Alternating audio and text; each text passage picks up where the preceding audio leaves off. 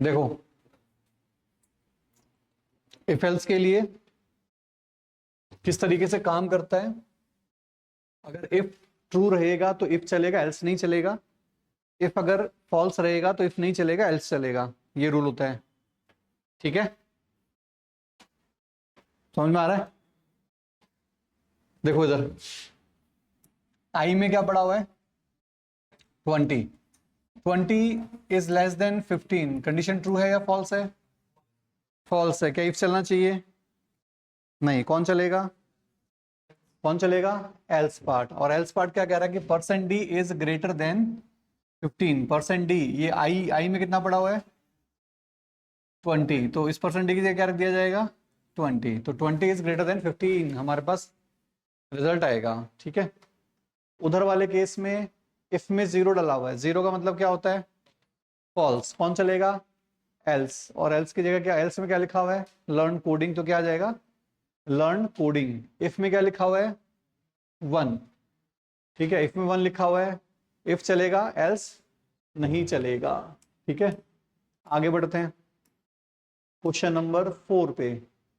यहां पर condition true या false, A is greater than B. A में कितना पड़ा हुआ है, 5। 5 is greater than 7, condition false है। क्या चलेगा, लर्न कोडिंग चलेगा। अगला कंडीशन ट्रू या फॉल्स। अभी देखो ध्यान रखना, इसमें कर्ली ब्रैकेट्स हैं, इसमें नहीं है, ठीक है। तो आप ध्यान से सुनना। अगर इफ एल्स या लूप्स, फोर लूप होते हैं, इनमें कर्ली ब्रैकेट अगर नहीं दिए होते हैं तो इफ के बाद वाला, ये इफ है, इसके बाद का फर्स्ट जो स्टेटमेंट होता है यही इस इफ के कंट्रोल में होता है, बाकी इफ के कंट्रोल में नहीं होता। जैसे कुछ एग्जांपल देखते हैं।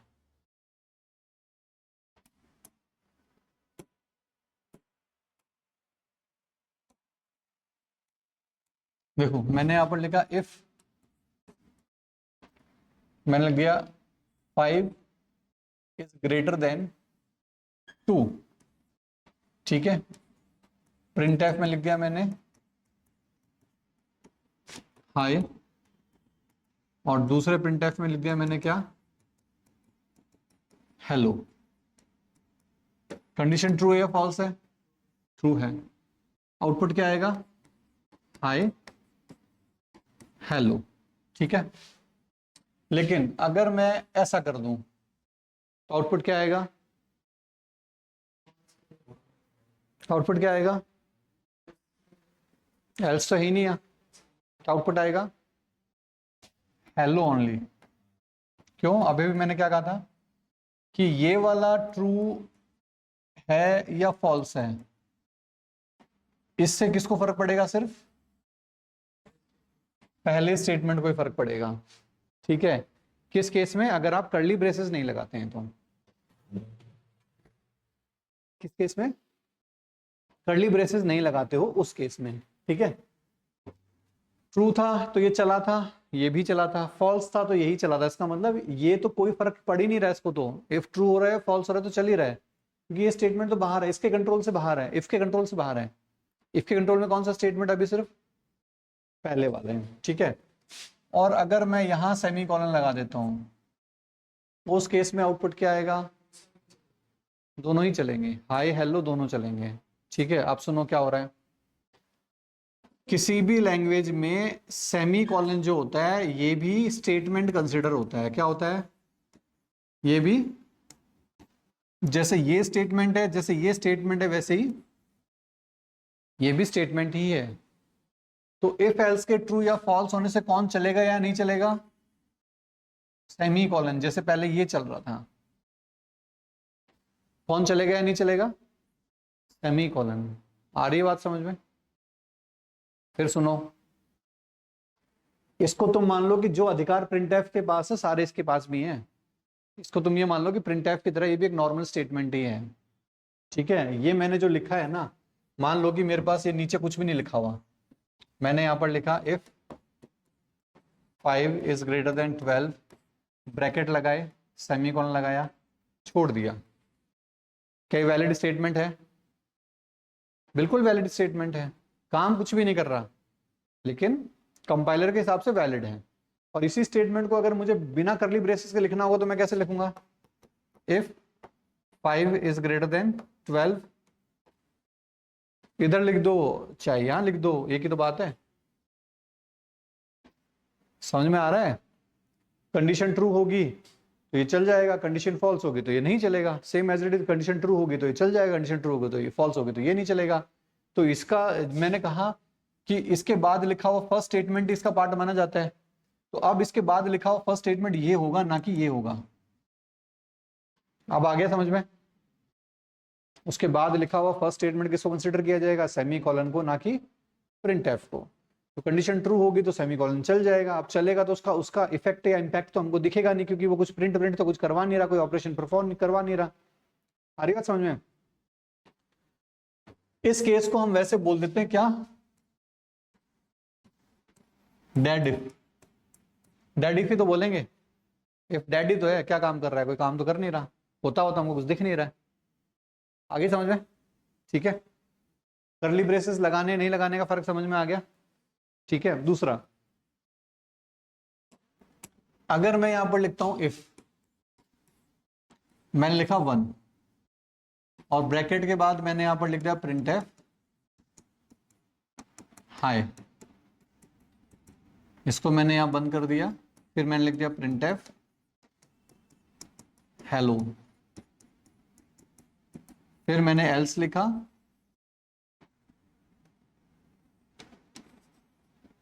फिर क्या लिखा?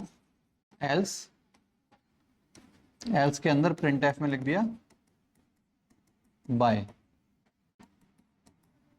इस केस में क्या हो रहेगा? इस केस में एरर आ जाएगा।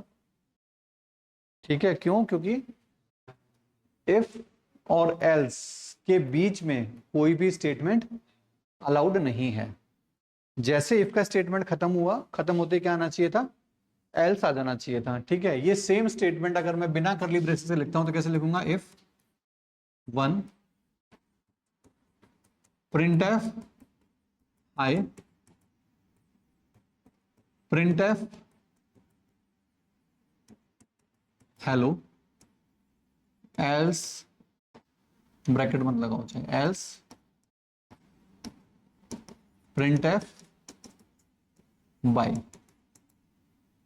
ठीक है, तो इस केस में क्या हुआ? इफ का पार्ट कौन है? सिर्फ यही, ये इफ के बाहर का पार्ट है, यानी कि इफ और एल्स के बीच में क्या कोई स्टेटमेंट आ गया? आया है ना? ठीक है, तो ये भी इनवैलिड है, एरर दे देगा। क्या देगा? एल्स विदाउट, आया होगा जब तुमने प्रैक्टिकल किया होगा। अब समझ में आ रहा है क्यों आ रहा है? ठीक है, तो इस तरीके के एरर्स आने के चांसेस रहते हैं। ठीक है, चलो प्रैक्टिकल करते हैं, वापस से क्वेश्चंस पे चलते हैं, क्वेश्चन देखते हैं। कितना हो गया था इसमें? 6 हो गया था क्या? 6 पे थे? 5 तो हो गया था अपना, 5 बिना ब्रैकेट का था, सिंगल सिंगल है, कोई दिक्कत नहीं है। उधर वाले में हमने क्या किया? इफ और एल्स के बीच में क्या कोई स्टेटमेंट लिखा हुआ? आई लव कोडिंग, है ना? तो क्या आ रहा है? Else without a previous if. समझ में आ गया क्यों आ रहा है? क्योंकि इफ और एल्स के बीच में हमने एक और स्टेटमेंट डाल दिया जो कि इनवैलिड है। ठीक है, समझ में आ गया? इसके लिए ऐसे करके डाल दो, इसलिए तुम लिख दो ब्रैकेट करके, ये क्यों आया? इसकी वजह से आया, नॉट अलाउड। ये तुम्हारी अपनी भाषा में लिख लो कि इफ और एल्स के बीच में कोई स्टेटमेंट अलाउड नहीं है। भूल जाओगे, लिख लिया करो, आलसी लोगों, ऐसे बैठते हो नवाबों की तरह हैं। जैसे कि मैं तुमसे परसों पूछूंगा और तुमको याद रहेगा कि मैंने क्यों बताया था ये, है भाई नरू का? याद रहेगा क्या? है सर बोला कैसे रहेगा याद? तो लिख लिया करो कि क्या कारण है।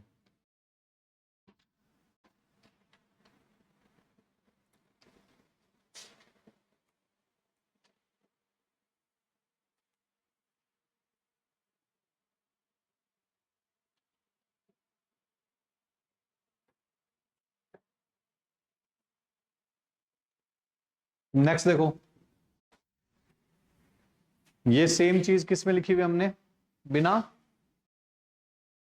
करली ब्रेसेस के। वहां तो करली ब्रैकेट्स लगे हुए हैं, क्या यहां करली ब्रैकेट्स लिखे हुए हैं? नहीं।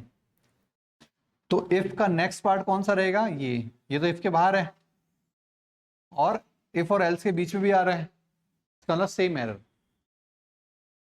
दिख रहा है तुमको, ये तो नहीं आ रहा बीच में, ठीक है, सेम एरर। उधर वाले केस में क्या हो रहा है, यहां पर आ रहा है हमारे पास एल्स विदाउट इफ, इसमें क्या हो रहा है भाई, इफ का स्टेटमेंट कौन है भाई, ये इफ का स्टेटमेंट कौन है, ये कर्ली ब्रेस तो है ही नहीं, कर्ली ब्रेस तो उसके बाद लिखा हुआ है। अगर ये यहां होता तो कोई दिक्कत नहीं था, लेकिन ये स्टेटमेंट कहां लिखा हुआ है, करली ब्रैकेट से पहले। पहले का मतलब वो इफ क्या माना जाएगा, बिना करली ब्रैकेट के माना जाएगा, ठीक है। और ये जो करली ब्रेसेस हैं ये हमारे पास होते हैं, इनको हम बोलते हैं क्या, कंपाउंड स्टेटमेंट्स।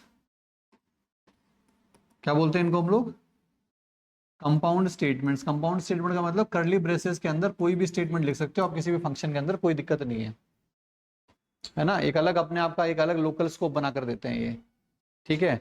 जैसे इस तरह के एग्जांपल्स अगर तुमको करने हैं तो तुम निकालो, वेरिएबल वाला चैप्टर निकालो,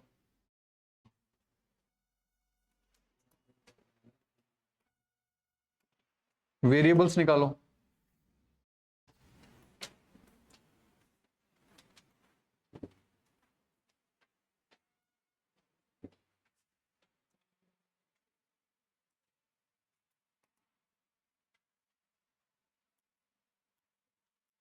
निकल रहे हैं? देखो इसमें एग्जांपल दे रखे होंगे मैंने,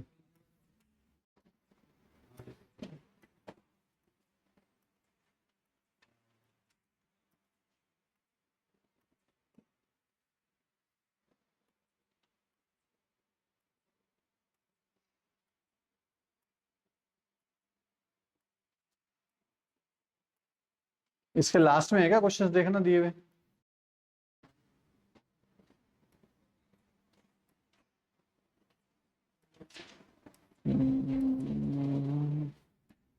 वेरिएबल्स वेरिएबल्स वेरिएबल्स, चलो इधर नहीं है तो मैं तुमको वैसे एक एग्जांपल करवा देता हूं, ठीक है। देखो एक प्रोग्राम बनाते हैं इधर, ध्यान से देखना। मैंने यहां पर लिखा इंट मेन फंक्शन,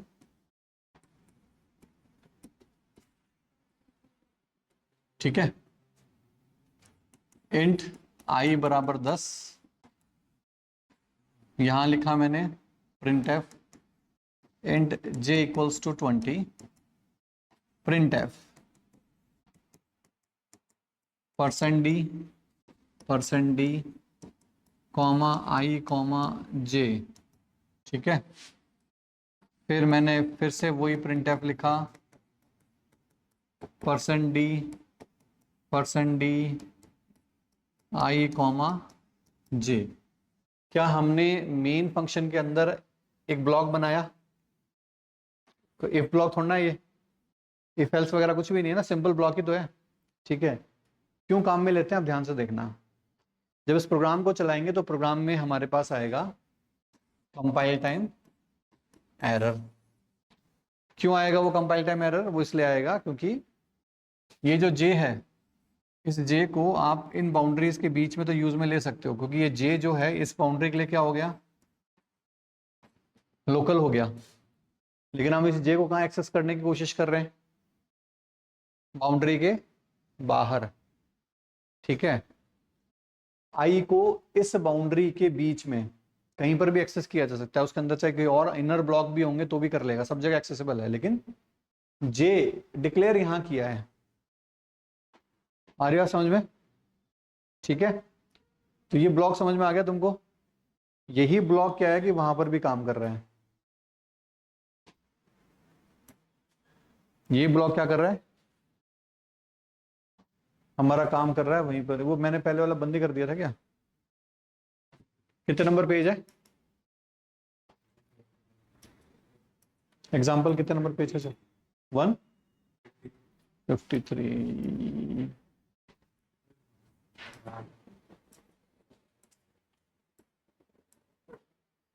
यही थे, ठीक है। तो समझ में आ गया ब्लॉक जो तुमको दिखा रहा था मैं? तो इसका मतलब ये जो ब्लॉक है यहां पर मैंने यहां ब्रैकेट लगा दिया, इफ का स्टेटमेंट तो ये हो गया। अब ये क्या हो गया? ये वही ब्लॉक बन गया, है ना? ये क्या बन गया? वही ब्लॉक बन गया।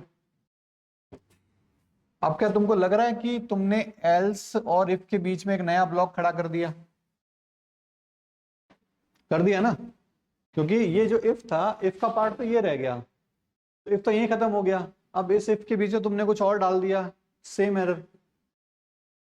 क्यों एरर आ रहा है? समझ में आ गया? ठीक है। उधर क्या हो रहा है?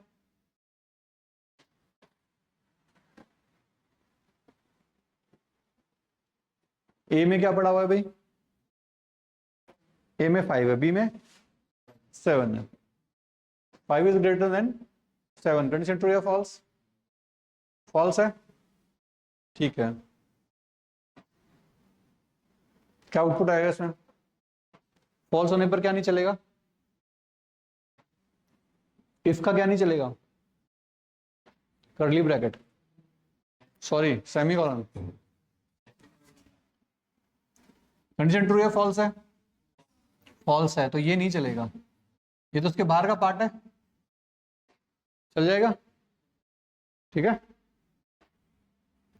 इफ में 10 है, 10 का मतलब क्या होता है? ट्रू, यानी कि ये चलेगा, ये नहीं चलेगा, ठीक है। अब ये एल्स इस इफ का है या इस इफ का है, ये कंफ्यूज होने की जरूरत नहीं है। कोई भी एल्स हमेशा अपने नजदीकी इफ का होता है, ठीक है। कोई भी एल्स क्या होता है? हमेशा अपना पास वाले इफ का होता है। तो पास वाला इफ कौन सा है इसका? ये तो है। ये चला तो ये नहीं चलेगा, तो आउटपुट क्या है? Happy coding, I love coding, ठीक है। आ गया समझ में? नेक्स्ट देखते हैं, if else if ladder.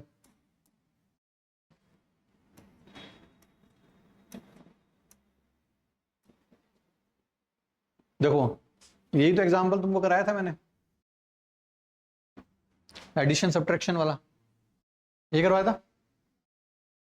If हो गया, else if else if else if else if else, ठीक है। तो इसको अपन क्या बोलते हैं? इस पैटर्न को हम लोग इफ एल्स इफ लैडर बोलते हैं, जिसमें कंटिन्यूसली चलता है, ये टूटता नहीं है। सबसे पहले इफ रहेगा, फिर उसका एल्सिफ रहेगा, फिर एल्सिफ रहेगा, फिर एल्सिफ रहेगा, तब तक कराओ चलाओ जब तक तुम्हारी कंडीशंस खत्म नहीं हो जाती, और फिर लास्ट में क्या आ जाएगा? एल्स आ जाएगा, ठीक है। ये सब इसका प्रोग्राम है, डिक्लेरेशन बता रहा है इसमें कैसे कैसे क्या क्या हो रहा है।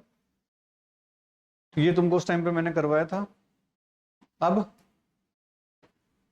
फ्लो क्या रहता है, कुछ एग्जांपल देख लो। तो यहाँ पर,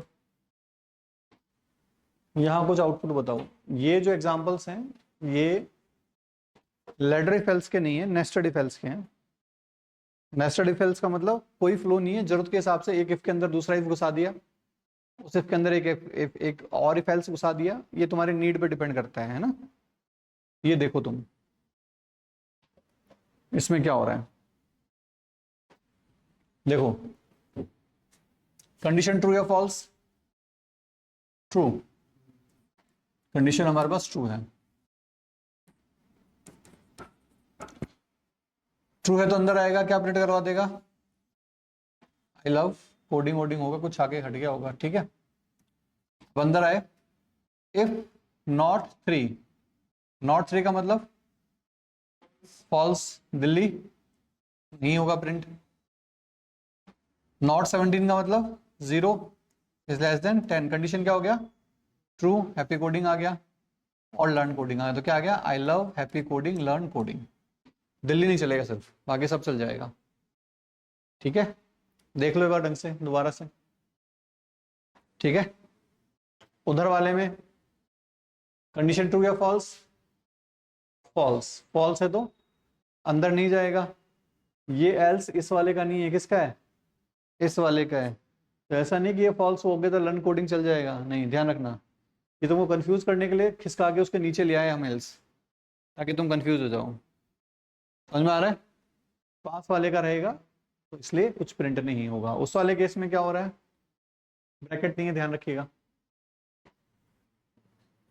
5 is less than 7, condition true, true है तो अंदर आएगा। इफ 0, 0 का मतलब फॉल्स, तो कहां जाएगा, एल्स में। एल्स क्या करेगा, लर्न कोडिंग करवा देगा, क्योंकि ये एल्स किसका है, ऊपर अंदर वाले इफ का ही है ना, पास वाले इफ का है। समझ में आ गया? ठीक है। अब एक और डाउट आ रहा होगा, किसी ने तो कर्ली ब्रेस नहीं है, कर्ली ब्रेस नहीं है तो एक ही तो स्टेटमेंट होना चाहिए, तो एक ही तो स्टेटमेंट है। इसका एक स्टेटमेंट ये हो गया, इसका एक स्टेटमेंट ये हो गया, इसका एक स्टेटमेंट ये हो गया, सबका एक एक स्टेटमेंट ही तो है। समझ में आ गया? अगर वो यहां से यहां पहुंचेगा तो ये कहेगा भाई ये तो मेरा है, तो साथ आएगा, ठीक है। और एल्स में जाएगा तो कहेगा भाई ये मेरा है, ये मेरे साथ आएगा। आएगा समझ में? आपस में एक दूसरे से लिंक्ड हैं ये लोग, है ना।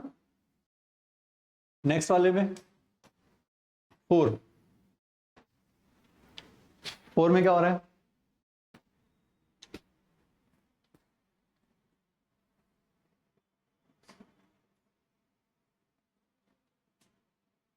फोर में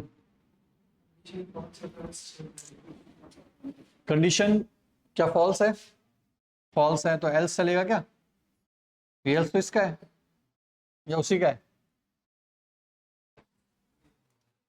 उसी का है, क्योंकि ये कर्ली ब्रेस हमने बंद किया हुआ है, इसको हमने यही बंद कर दिया। अगर अंदर होता तो इसका होता, लेकिन अभी तो इसी का ही है। कर्ली ब्रेसेस के मामले में कंफ्यूजन नहीं होती। कंफ्यूजन किस केस में होती है, बिना कर्ली ब्रेस के, ठीक है। ये तो सीधा सीधा पता चल रहा है। ये इफ हमने यहाँ बंद कर दिया, ये इफ इसके अंदर रह गया, तो अब ये एल्स इसका थोड़ा ना हो सकता है, ऊपर वाले का ही होगा, ठीक है। समझ में आ रहा है? तो क्या आएगा हमारे पास, लर्न कोडिंग आएगा। उधर वाले केस में क्या कर्ली ब्रेसेस हैं क्या, नहीं है, तो देखो क्या रहेगा, कंडीशन ट्रू या फॉल्स, ट्रू है, अंदर आया, ये क्या है, ट्रू है, तो ट्रू है तो हैप्पी कोडिंग चल जाएगा। ये एल्स इसका है, ये तो ट्रू था इसलिए नहीं चलेगा, और ये एल्स इसका, ये भी ट्रू था इसलिए भी नहीं चलेगा, तो क्या आएगा हमारे पास, सिर्फ हैप्पी कोडिंग आ जाएगा, ठीक है। नेक्स्ट वाला,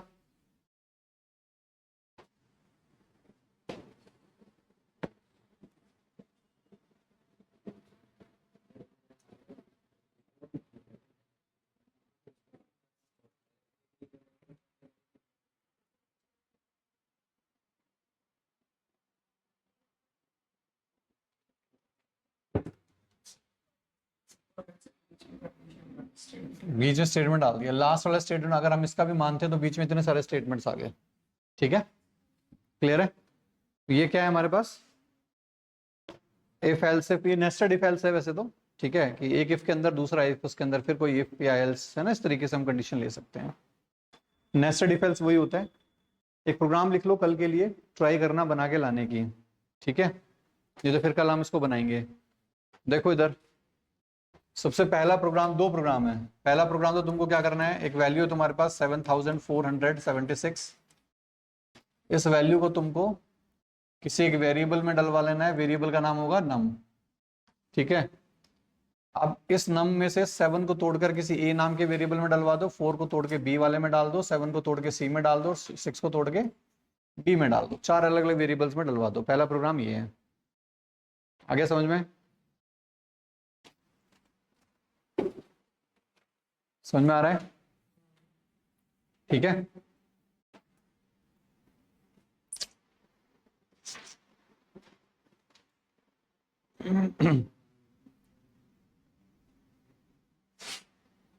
वैल्यू को तोड़वा के अलग अलग वेरिएबल्स में डलवा लेना है,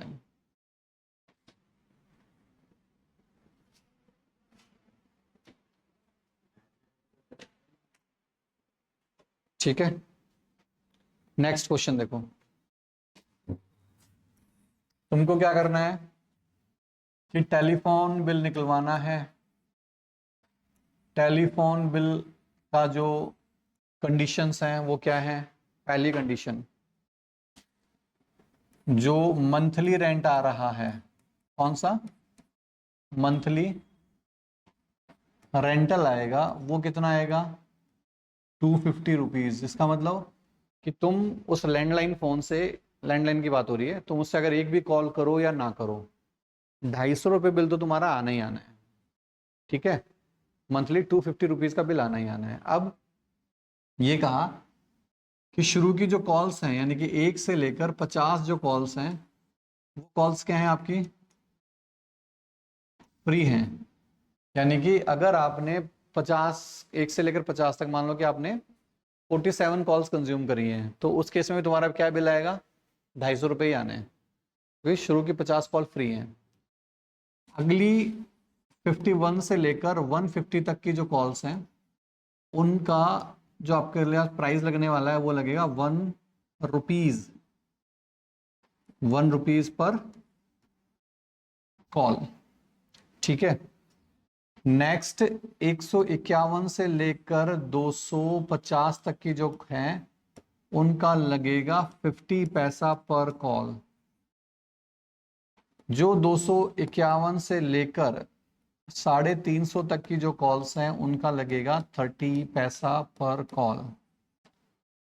और अगर 351 से ज्यादा हैं कॉल्स जो हैं, अगर वो ग्रेटर है 351 से, तो आपको लगेगा 20 पैसा पर कॉल। तो आपको बिल निकालना है। क्या निकालना है, बिल, ठीक है। मैं कहता हूं कि अगर उसने मान लो 475 कॉल कंज्यूम किए, अभी मुझे निकाल कर बताओ कि इससे क्या बिल आएगा। कोडिंग तो तुम बाद में करना, पहले इसका हिसाब निकालो क्या आएगा। करो।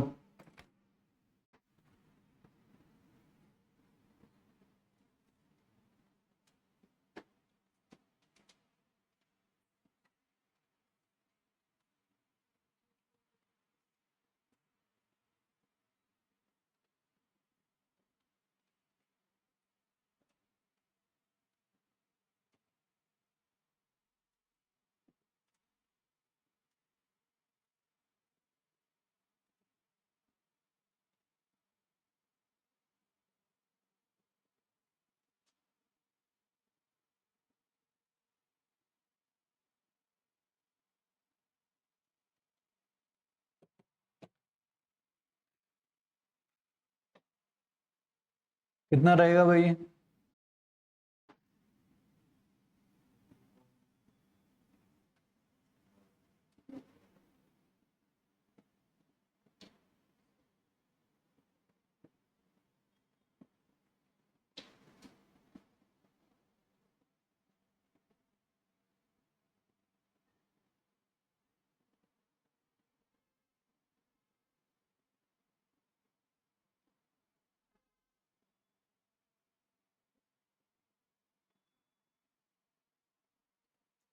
हो गया।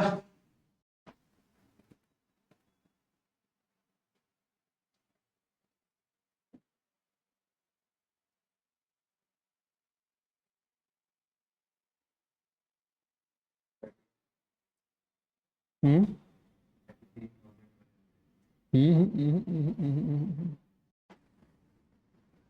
फिर तो कस्टमर आएगा और तुम्हारा जो फ्रंट पे बेचारा रिसेप्शनिस्ट बैठा है जो बिल जमा करा रहा है, उसके जूते मार के जाएगा। वो कहेगा यार 3,000 का बिल, तुम्हारा सॉफ्टवेयर गड़बड़ है बोला।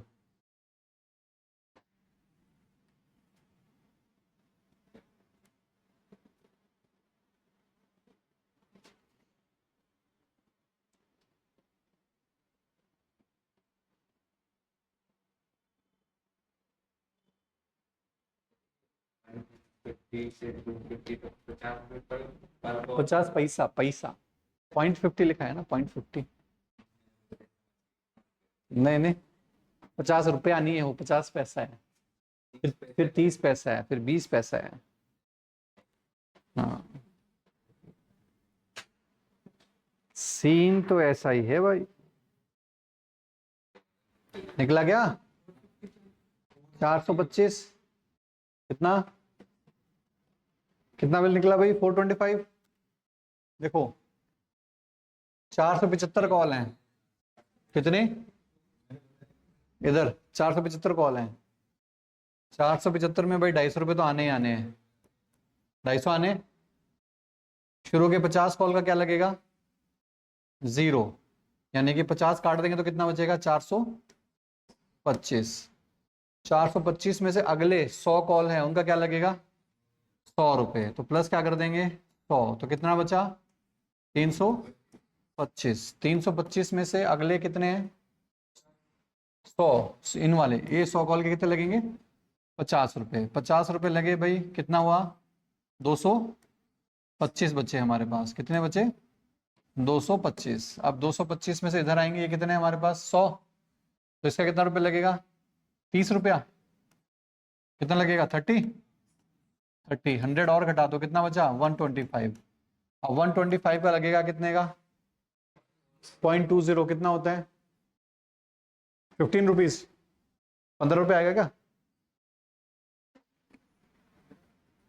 अरे करके देख लो कितना हो रहा है। 25 होंगे क्या? 25 होंगे, हाँ 25 होंगे। 25 हो गए, अब काउंट करो भाई। 350, 4 और 455 नहीं आ रहा क्या? 55 आ रहा है ना? 455 बिल आएगा हमारे पास, 455। ठीक है, ये निकलवाने का कारण यही था कि तुम समझ जाओ कि अगले का कितना है, उससे अगले का कितना है, इससे अगले कितने का है। ठीक है, इसको कल तुमको इफ एल्स में ट्राई करना है। ठीक है, करो, फिर और बड़े प्रोग्राम्स भी देंगे तुमको।